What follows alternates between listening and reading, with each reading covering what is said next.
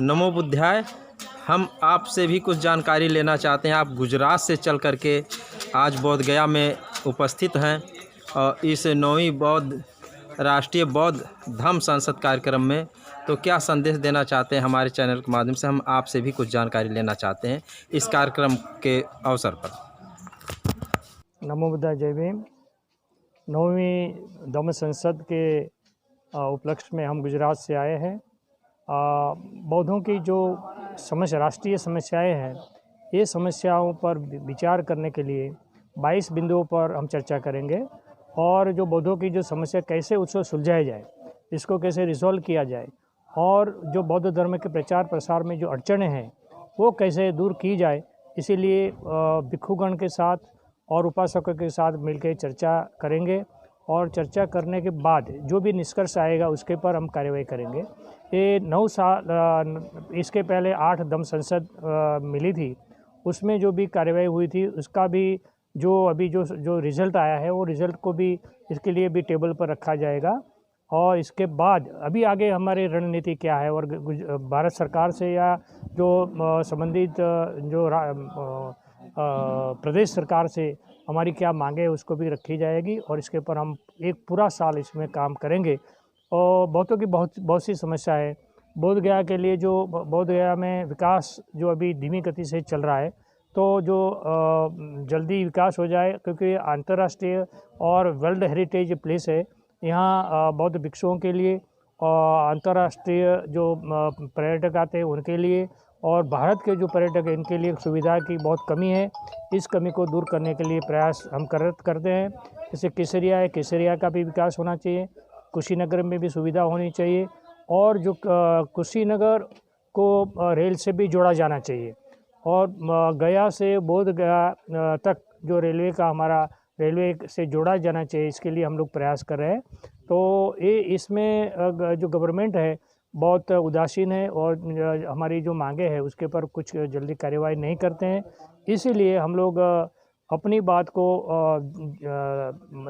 रखने के लिए, अच्छी तरह से रखने के लिए रणनीति तैयार करेंगे और आगे जो हमारी समस्याएं दूर करने के लिए हम लोग प्रयास करेंगे।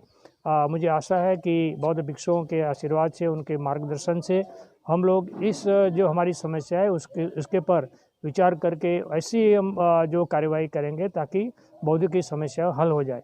यही हमारा संदेश है, हमारा प्रयास है और हम चाहेंगे कि भारत में बौद्धों की जो समस्या है वो दूर हो जाए और लोगों को भारत में भी सुख शांति का प्रसार हो और देश में खुशहाली हो। ऐसी हमारी सोच है, हमारी मंगल कामनाएं, हमारा प्रयास है।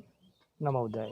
एक जानकारी हम और आपसे लेना चाहते हैं कि जितने भी बौद्ध पर्यटक स्थल हैं, जैसे आपका कुशीनगर हुआ, सारनाथ हुआ, आपका कपिलवस्तु हुआ, श्रावस्ती हुआ, आपका यहाँ बोध गया हुआ और भी ऐसे कई जगह छोटे और भी बौद्ध स्थल हैं जो भारत सरकार के संग्रहालय में है। उससे लाखों करोड़ों चंदा कमाती है पर ईयर करके, लेकिन उस तरह की सुविधा नहीं है जैसे रेलवे सुविधा होनी चाहिए। अभी हम लोग बोध गया आने के लिए गया रेलवे स्टेशन से उतर करके 18-20 किलोमीटर दूरी तय किए हैं। इसी तरह कुशीनगर में है, अगर गोरखपुर आप उतरेंगे तो वहाँ से आपको 45-50 किलोमीटर जाना पड़ता है। इसी तरह आपका कपिलवस्तु में भी है 20-25 किलोमीटर की दूरी है, जबकि जहाँ हिंदू धर्म स्थल है वहाँ पर बस ज़्यादा 2 किलोमीटर 1 किलोमीटर का अंतराल पर ऐसे ही उनका है। तो कहीं भेदभाव सरकार कर रही है बौद्धों के साथ में, इस पर आप क्या कहेंगे? ऐसा थोड़ा लग रहा है कि सरकार बौद्धों के जो तीर्थ स्थल है वहाँ पहुँचने के लिए जो सुविधा प्रदान करनी चाहिए और रोड, रेल और हवाई, ये सुविधा देने में सरकार बहुत उदासीन तो लगती है।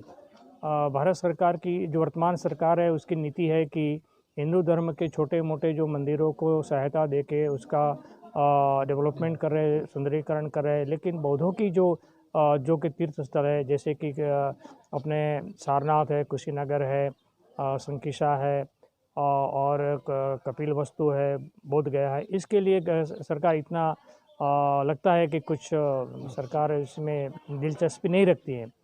तो ये थोड़ा भेदभाव जैसा तो लग रहा है, क्योंकि एक धर्म को बढ़ावा देने के लिए सरकार कुछ भी करती है, कैसे भी करती है, लेकिन जो इतिहास जो सही है उस इतिहास को संभालने के लिए, उसका डेवलपमेंट करने के लिए, इसका मेंटेनेंस करने के लिए सरकार इतना सतर्क नहीं है और उसमें दिलचस्पी नहीं रखती है। ऐसा हमको लगता है कि भेदभाव की नीति तो है ही। तो ये समस्या, ये भेदभाव कैसे दूर होगी? क्योंकि ज़्यादा हिंदू की संख्या नहीं, ज़्यादा बौद्धों की संख्या है। कागज़ में हिंदू भले बने हुए हैं, वो भी बौद्ध धर्म के ही अनुसार हर कार्यक्रम करते हैं। कागज़ में उनका अभी हिंदू है। हम ज़्यादातर सर्वे किए, हम भी किए हैं, तो ज़्यादातर संख्या बौद्धों की आ रही है। इस पर ऐसे देखा जाए तो बौद्धों की संख्या भारत में करोड़ों में है, लेकिन गवर्नमेंट के जो रिकॉर्ड में बुद्धिस्ट लिखना चाहिए, बौद्ध लिखना चाहिए, उसमें सरकार भी कुछ घालमेल कर रही है और बौद्धों की संख्या कमी बता रही है। ये समस्या, जो बौद्धों की समस्या हल करने के लिए पहले तो बौद्धों को जो अलग अलग जो संगठन है उनको एकजुट होना चाहिए, संगठित होना चाहिए और अपनी ताकत को मजबूत करके सरकार के सामने रखना चाहिए। अगर हम ये ताकत बता पाएंगे तो लगता है कि सरकार भी इसमें झुकेगी और हमारी समस्याओं का हल हो जाएगा। इसलिए राजनीतिक शक्ति भी हमारे लिए बहुत आवश्यक है, लेकिन आज बौद्धों के नाम पर कोई राज शक्ति हमारे पास नहीं है। इसलिए भी हमें प्रयास करना चाहिए कि कैसे भी हमारे जो बौद्ध जो उपासक उपासिकाएँ हैं और भिक्षु है वो राजनीति में आके अपने पक्ष को मजबूत करे, तो लगता है कि आगे आने वाले भविष्य में हम ये अपनी जो समस्या है वो हल कर सकते हैं। बहुत बहुत साधुवाद सर। Thank you.